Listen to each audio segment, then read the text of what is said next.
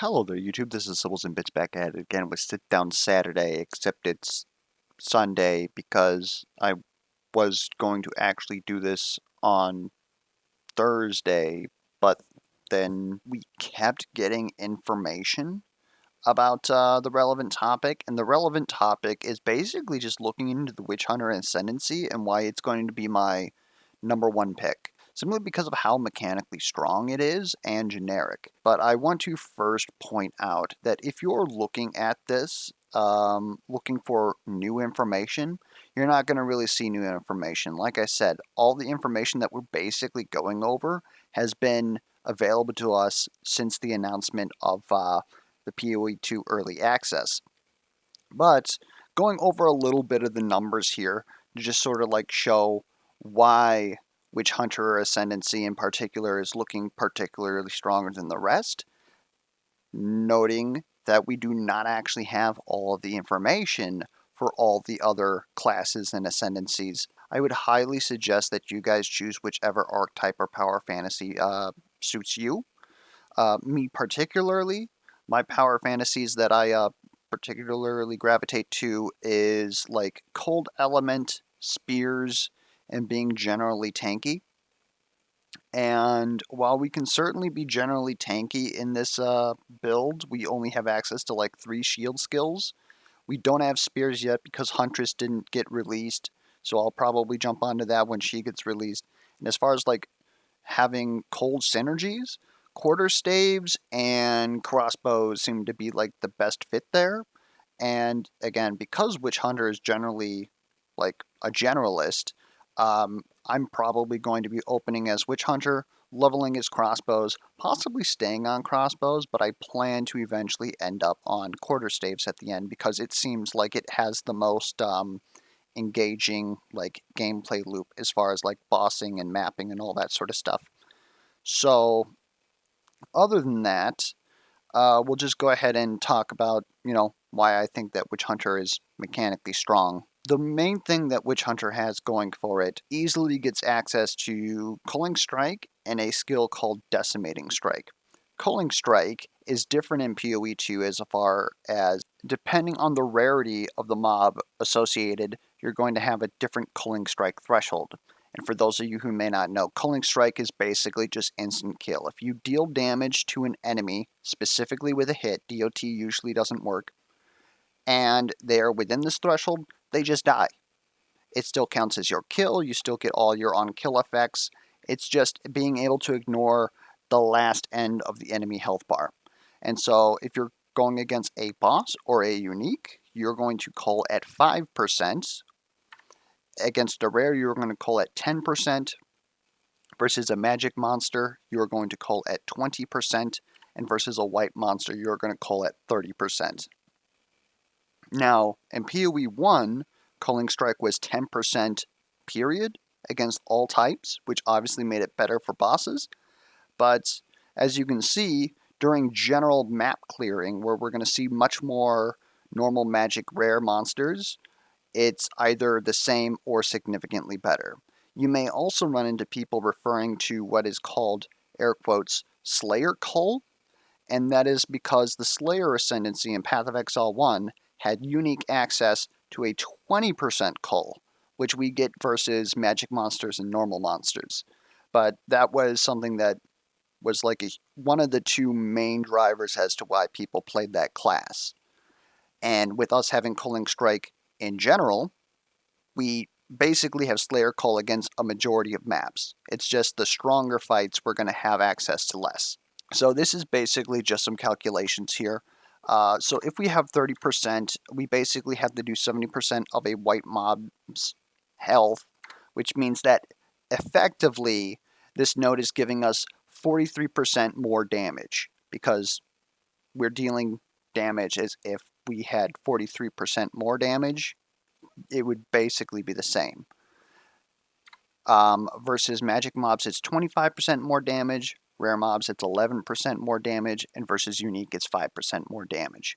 Now, usual ascendancy nodes are somewhere around 15 to 20% in PoE 1. In PoE 2, they're looking like 15%. And this is certainly like looking obviously more egregious towards normal mobs, but normal mobs also generally aren't a problem. They don't drop very good loot, but they do still give you a little bit of like flash charges and stuff like that. So this isn't something to scoff at, and we'll definitely talk about that later too. But definitely versus rare and unique mobs, you're going to get a little bit less feel out of it. Now, at the southeast part of the tree, there is a node called Cull the Hordes, which gives you 25% to your Culling Strike threshold, which basically turns your new Culling Strike threshold into 37.5% of white mobs, 25% of magic mobs, 12.5% of rare mobs, and 6.25 of unique mobs, which then increases your more damage by about 20% of what you had previously, which makes it a pretty good node if you have access to, say, Culling Strike. So, some things to note about Decimating Strike, which specifically states hits against full life enemies removes 5 to 30% of their maximum life before the hit. It requires enemies to be on full life, which I would obviously prefer that this wasn't the case. I would prefer a situation where there was a Boolean modifier on enemies, or maybe even an invisible threshold that says, hey, have I been decimated yet? No. Okay. And so that would allow other itemization or witch hunters to come up and be like, bam, you're decimated without requiring a full health. Because that's certainly, like, it works better for bossing phases, because technically speaking, at least in Path of Exile 1, a lot of boss phases were actually different enemies. Because of the fact that it requires the mob to be on full life in order for you to decimate them, it's not good for minions, unless for whatever reason minions in Path of Exile 2 inherit this bonus. And it's possibly bad for party play. You're going to notice it a lot during your map clear, where you're just running through maps clearing random mobs. And for bosses, you're going to have to be like, okay, hold up. Do not hit the boss. Let me hit them first. My experience with effects such as this, playing Champion in Path of Exile 1, is most people do not care for that. They do not want to be told to slow down. If your group is fine with that, that's great. However, if anyone in your group is playing minions, it's very hard for you to tell their minions, hey, don't hit the mob. But yeah, you get one little shrapnel bolt, like accidentally nicks the boss, guess what? It's no longer at full health. Notably, it does not affect stun buildup. This is the frame of damage on this image here, where we can see that it deals, it does sum up the total damage. So it took 260,000 damage. This is the Decimating Strike, because it has the same exact artwork as the node. There is no stun gauge buildup beneath the enemy health bar. So it's not going to do stun, and therefore we can also probably assume we are not going to be able to scale it. We are not going to be able to like have a big juicy freeze, ignite, shock, any other sort of statuses or ailments. Mostly the game dealing damage, not you. It's also important to note that this is a keyword. Therefore, it's highly possible that we'll be able to find this on items in the future. That does mean, though, that if it is available on itemization in the future, and it's something that we would want anyways, we can now spec out of that node, take those 2 points and put them into something else. The only thing that I could potentially see increasing the damage of this is if the enemy has percent increased damage taken, but something for us to look into. And the last thing to talk about right now with Decimating Strike is obviously it's subject to RNG versus bosses. It is very well possible that you could do 3 bosses in a row, and each boss is going to take a 5% chunk, which obviously would feel bad. But versus clearing general mapping, you're going to have the law of averages, so you're not really going to notice like a string of bad rolls. Now we're going to look at Decimating Strike and just look at the impact of your worst, average, and best outcomes.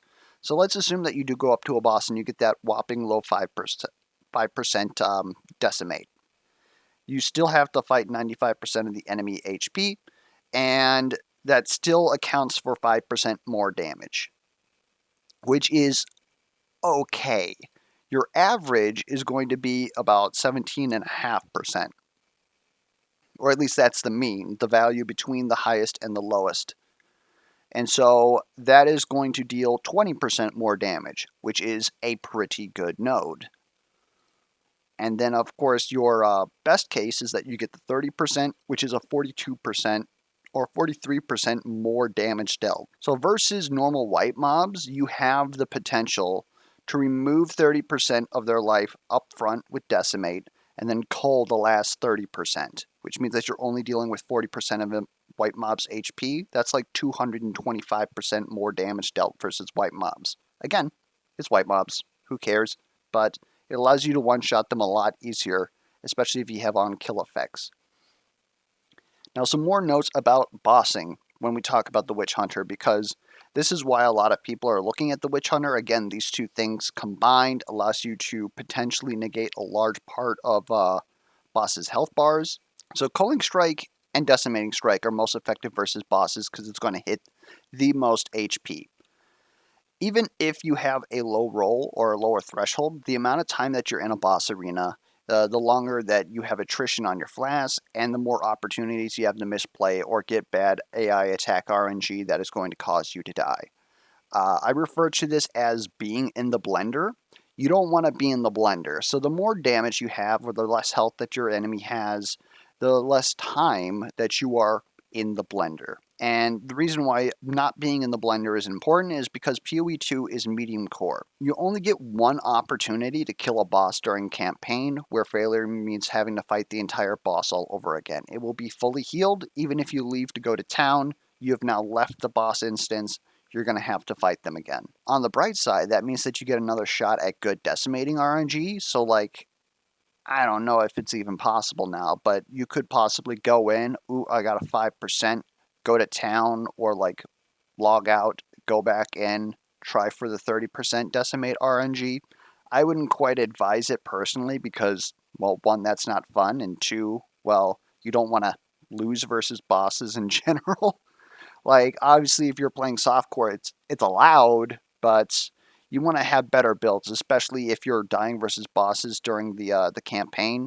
You need to figure something out because in the end game, that's not really going to be an option. And that is because in end game maps, if you die, you lose access to the map entirely and all of the loot inside. So that's why it's particularly important for you to get your defenses down and actually learn how to fight bosses. Another thing to note is that the two small nodes before the Ascendancy passes are both 35% increased damage versus low life enemies for a total of 70%, which you're going to get a lot more mileage out of bosses and rares, which the nodes, the Culling Strike and Decimating Strike respectively, are less effective against. And do note that this is additive with all other increased damage that you have on the tree due to your weapon, increased damage with, like, say, physical damage, elemental damage, etc. But even if you're looking at it in a vacuum, it's pretty close to another double damage versus enemies during the last 30% of their HP. I do stipulate 30%. In Path of Exile 1, 50% is low life, but due to a interview with Jonathan Rogers, it seems like it's going to be 30% in this game.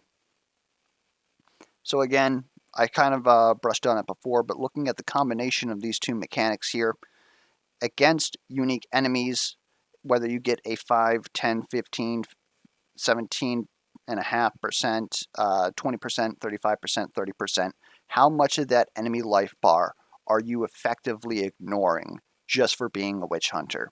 Now, obviously, it's not going to proc in 5, 10, 15, 20, 25, 30 percentages, but it just gives you a general estimate here. And while obviously, like, you look at unique mobs and you're seeing yourself pretty close to Slayer Cull, as again people are going to call it, the one thing to note is that where we're actually going to talk about this is here in the normal and magic range, where we are effectively ignoring around half of the enemy's health bar. Now, why are we talking about that? Because of the third node that we're going to talk about, Zealous Inquisition. This doesn't make Witchhunter any good at bossing, even if a particular boss has minions, but what it does do is allow Witchhunter to theoretically have some of the best endgame clear potential. Now, it's incredibly important to note this because in Path of Exile 1, most people focus on bossing because bosses drop the most loot.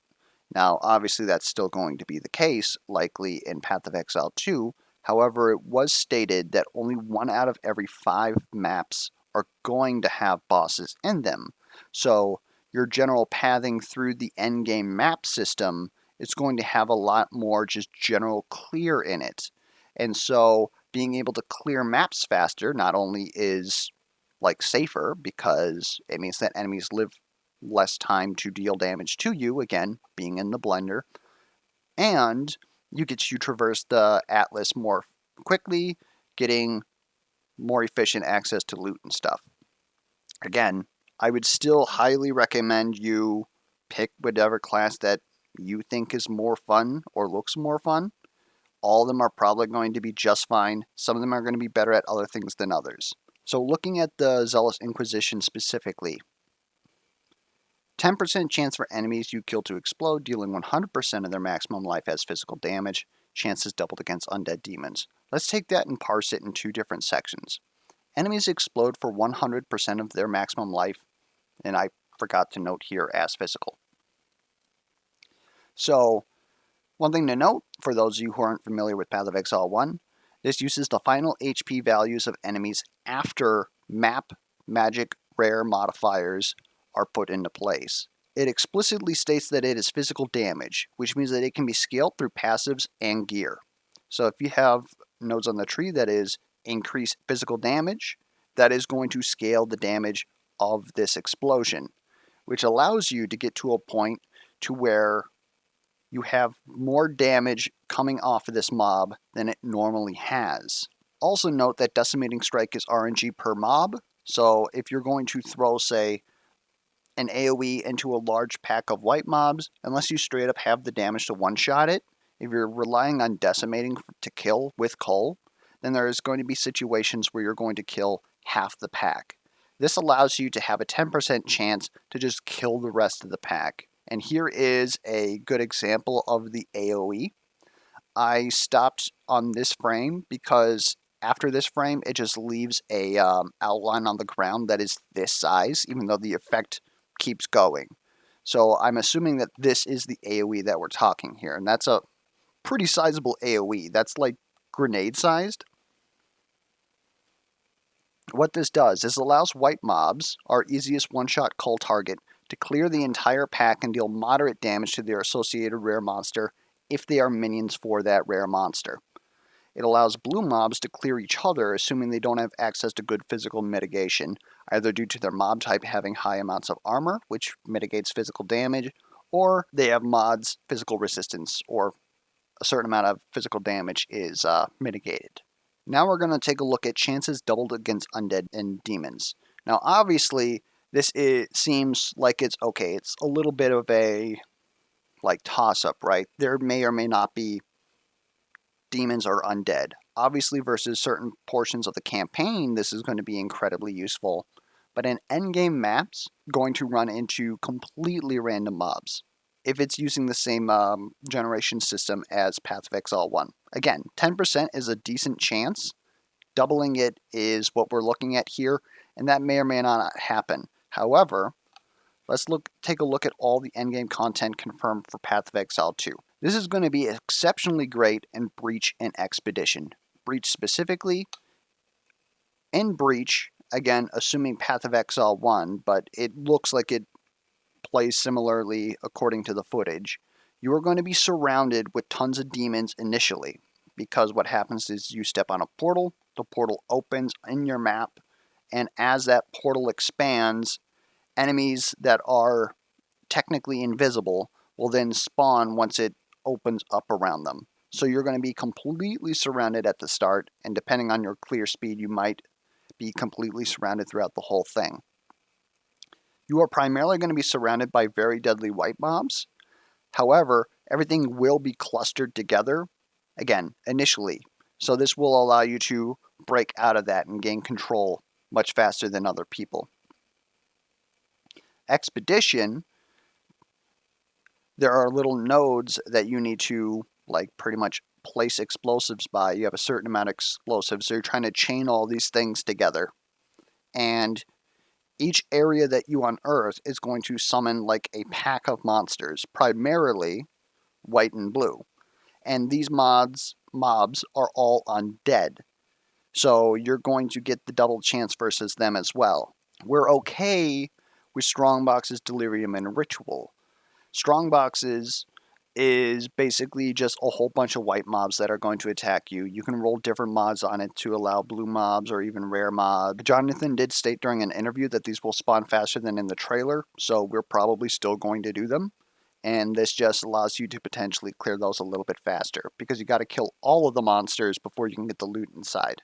During Delirium, it's using primarily mobs that are in the map, unless of course the new Delirium mobs are tagged as demons, which I'm going to guess that they won't. So it depends on the maps that you're running and the modifiers that you're running. However, Delirium mobs in Path of Exile 1 were given like incredibly chunky like damage mitigation numbers and were some of the tankiest mobs in the game. So being able to ignore HP bars is kind of nice with that. That's again not really a Zealous Inquisition bonus, but other bonuses that we're getting due to culling and decimating strike. Same thing basically occurs with ritual. You can't necessarily like guarantee that there's going to be undead or demon enemies. However, in Path of Exile 1, the mobs that you kill in the ritual area are the ones that will revive during the ritual itself. So, if you're farming an undead or demon map, or have other ways of spawning those types of enemies, you're going to be fighting those enemies. So you can possibly farm those enemies into the ritual areas to make sure that you have enemies for Zealous Inquisition. Also, they're relatively tight spaces, so AoE bursts like Zealous Inquisition are definitely welcome. And versus the rest of the game, it's pretty much like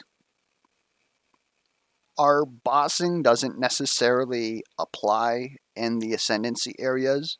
There are bosses for us to kill, but a majority of the Mariketh Ascendancy in Act 2, or Sanctum, as people from Path of Exile 1 will call it, is like a bunch of like traps and like deadly mobs that aren't even clustered together.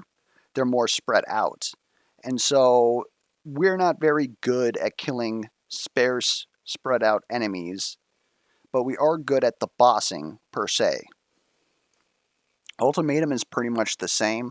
It's not necessarily a tight space sort of deal as it was in Path of Exile 1, as we have large rooms, but it's highly variable depending on the mods that you take. For those of you who don't know, every time that you came up to a wave in Ultimatum, they had one of 3 different like bad mods that you could choose to enact either on yourself or to give the enemies buff or environmental effects.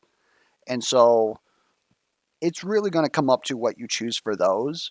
So I don't think that Witchhunter particularly has any advantage at all versus that, besides the fact that there is a boss at the end. So that's only 3 of our nodes, and we know that in Endgame, we also get access to another node. So some ones of note that I have is that obviously we're going to have to give this a feel for Endgame, but as I said, if we have another way to gain access to decimating strike, it is possible that we are going to unallocate that node and then take another node in this tree. Witchbane is notable. We don't really know what concentration does, but it allows us to basically, as it was described, reduce the amount of time that enemies are using their skills. This is also a very big bossing node, because so long as you're able to keep the damage uptime and the boss does not gain its concentration back and you're able to keep it low, then bosses are going to use their big special attacks less often. Big special attacks, generally speaking, require you to dodge them, which not only is a defensive boost because they won't be doing that, but it's also a damage uptime because you're going to be able to deal stun buildup, freeze buildup, whatever else you're doing more often Beyond that is No Mercy, which gives us a 30% more damage multiplier depending on that missing concentration. Obsessive Rituals, which gives us Sorcery Ward, is also potentially incredibly strong. The less armor and evasion rating is definitely something to take note of. Sorcery Ward would be able to block a lot of elemental damage. And depending on what type of content you're doing, elemental damage might be more readily available. We'd have to see what damage looks like in the endgame, especially versus certain bosses or different content, to see exactly if Sorcery Ward is actually a good pick. But it's essentially just another way to give you effective life that actually exists. You're just going to have to be really careful about taking physical damage. Weapon Master is also a possibility that I might take simply because it grants 20 weapon set skill points. So if I am doing this weird quarterstaff, possibly crossbow related thing, what Weapon Master allows you to do is path towards the nodes that you need, and then you can just use all of your skill points that you spent leveling with crossbows, and then just take it and put it onto a quarterstaff and have relevant nodes, which could be theoretically incredibly powerful with certain weapon swap builds, especially if you have one supporting the other. Basically, my order of preference is going to be, in this case, Pitiless Killer for Culling Strike, then Decimating Strike, then we're going to take Zealous Inquisition, and then it's up in the air. So that's why I'm opening as Witchhunter in Path of Exile 2, at least for my first run.